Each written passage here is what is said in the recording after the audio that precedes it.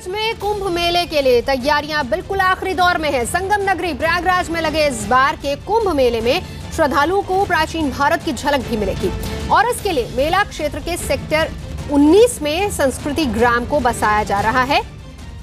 अरल तट पर करीब 8 बीघे में बन रहे संस्कृति ग्राम को मुंबई, कलकत्ता और वाराणसी की कंपनियां तैयार कर रही हैं।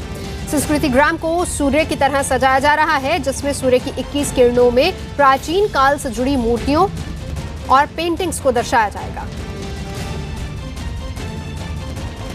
प्रयागराज के कुंभ में अब हम आपको लेकर आए हैं संस्कृति ग्राम में। जी हाँ, जो आप तस्वीर मेरे पीछे फिलहाल देख रहे हैं, ये संस्कृति ग्राम की एंट्रेंस है।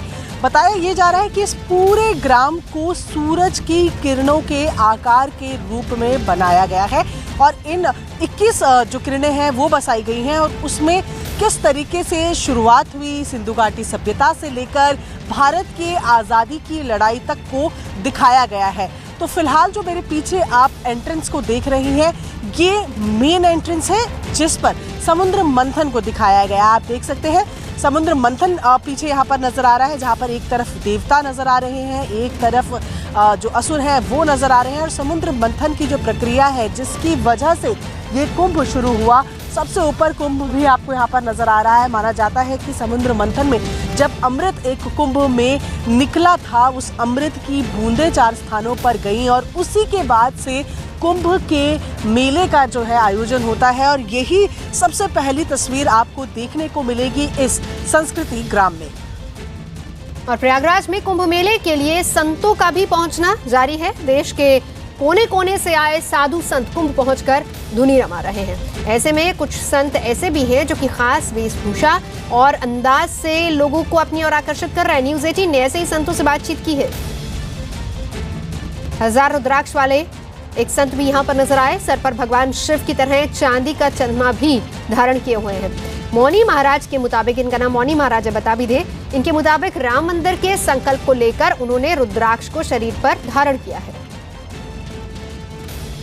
बहुत सारे रुद्राक्ष ऊपर से लेकर नीचे तक आपने धारण किया हुआ है। लोग इसको कौतूहल से देखते हैं और बाबा जी लोगों के आकर्षण का भी केंद्र हैं। हम ये जानने की कोशिश करते हैं कि महाराज ने कितने रुद्राक्ष पहने हैं और क्या सिद्धि से होती है और क्या महत्व है इन रुद्राक्ष का। महाराज बताएं कि कितने रुद्राक्ष आपने धारण किए हैं और क्या विधान है इसका, सनातन धर्म में रुद्राक्ष पहनने का क्या महत्व है। रुद्राक्ष साक्षात भगवान शिव का स्वरूप है और मैंने 11,000 रुद्राक्षों को धारण किया है, जो शिखा से लेकर के कमर के मध्य तक मैंने इस रुद्राक्षों को धारण किया है। इसमें 1 मुख से लेकर 14 मुख तक के रुद्राक्ष मुझे कृपा के रूप में प्राप्त हुए हैं। रुद्राक्ष धारण करने से सिद्धि प्राप्त होती है, मुक्ति प्राप्त होती है, भक्ति प्राप्त होती है, विजय प्राप्त होता है, आरोग्यता प्राप्त होती है और कामनाओं की पूर्ति के लिए गृहस्थों को पुत्र प्राप्त होता है, राजनीति करने वालों को विजय ऐश्वर्य प्राप्त होता है, व्यवसाय करने वालों को वृद्धि भी प्राप्त होती है। लेकिन कितने मुख का रुद्राक्ष धारण करें, यह जानकर के रुद्राक्ष धारण करने से विशेष लाभ होता है। 5 और 6 मुख के रुद्राक्ष विशेषतः गृहस्थ आश्रम के लिए बहुत आवश्यक होते हैं। लेकिन रुद्राक्ष धारण करने में इत्र और भस्मी का उपयोग करें, पूजन करें, फिर उसको सिद्ध करने के बाद रोंग जूंग फट के मंत्रों से 1.25 लाख मंत्र जपाने के बाद भगवान शिव का सहस्त्रार्चन करने के बाद फिर रुद्राक्ष को धारण करें। निश्चित रूप से प्रत्येक कामनाएं पूर्ति होंगी। सीएम योगी के कुंभ दौरे से पहले शाही स्नान के लिए अखाड़ों की नाराजगी सामने आई है। अखिल भारतीय अखाड़ा परिषद ने कुंभ मेला प्रशासन को चेतावनी दी है कि वो परंपरा के मुताबिक संगम में ही शाही स्नान करेंगे। दरअसल मेला प्रशासन ने अखाड़ों से सेक्टर 17 में गंगा के तट पर शाही स्नान का प्रस्ताव रखा था। वहीं अखाड़ा परिषद ने शिविरों में पानी और शौचालयों की अब तक सही व्यवस्था न हो पाने पर भी नाराजगी जताई है। यही नहीं, अखाड़ा परिषद की बैठक में सीएम योगी के बार-बार आने पर रोक की भी चर्चा हुई है। संतों के मुताबिक सीएम के बार-बार आने से सारे अधिकारी उनकी तैयारियों में लग जाते हैं, जिससे कुंभ मेले के काम पर असर पड़ता है।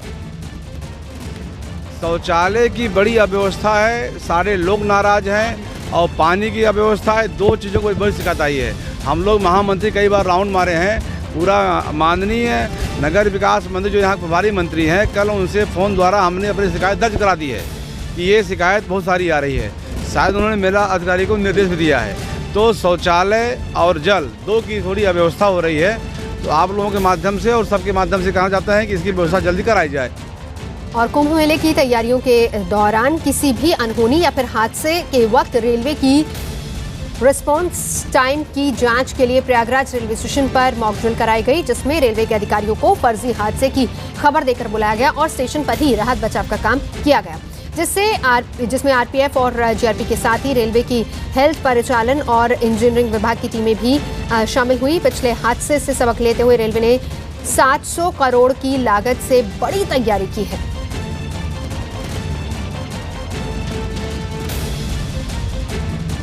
कुंभ मेले में प्रदूषण पर एनजीटी ने उत्तर प्रदेश प्रदूषण नियंत्रण कंट्रोल बोर्ड को पर्यावरण के मानकों की मॉनिटरिंग के सख्त निर्देश दिए हैं। सरकार इसके लिए प्रयास भी कर रही है, लेकिन मेला क्षेत्र में प्रदूषण के खराब स्तर और गंगा की निर्मलता के लिए साधु संतों में नाराजगी और उन्होंने सरकार की इन कोशिशों को नाकाफी बताया है। महाराज बताएं, स्वच्छता को लेकर क्या स्थिति है और गंगा का जल कैसा है?